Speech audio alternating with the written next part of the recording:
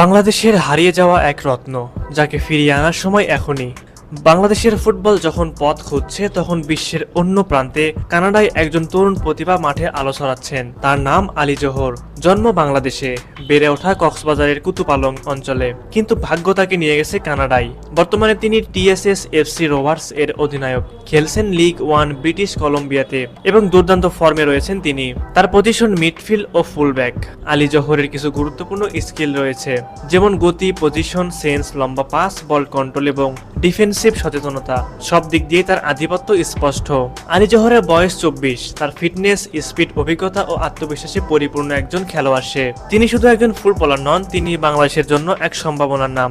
আলী জোহর এমন একজন ফুটবলার যার মাঝে আধুনিক ফুটবলের সব উপাদান বিদ্যমান। বিদেশের মাঠে তার অভিজ্ঞতা, পেশাদার লিগে খেলার সক্ষমতা এবং মাঠে নেতৃত্ব দেওয়ার অভ্যাস সবকিছুই তাকে আলাদা করে তোলে। সবচেয়ে বড় কথা, তিনি নিজেই চান বাংলাদেশের হয়ে খেলতে। এমন খেলোয়াড় কজনই বা আছে যারা কানাডার মতো দেশে পেশাদার ক্যারিয়ার গড়ার পরও নিজের জন্মভূমির জন্য খেলার ইচ্ছা পোষণ করে। এটাই আলী জোহরের প্রতি আমাদের দায়বদ্ধতা তৈরি করে। তবে প্রশ্ন হলো, আমরা কি প্রস্তুত এই প্রতিভাকে কাজে লাগাতে? বর্তমানে জাতীয় দলে মিডফিল্ডে ও লেফট রাইট ব্যাকে বিশ্বমানের বিকল্প খুঁজে পেতে হিমশিম খাচ্ছে বাংলাদেশ।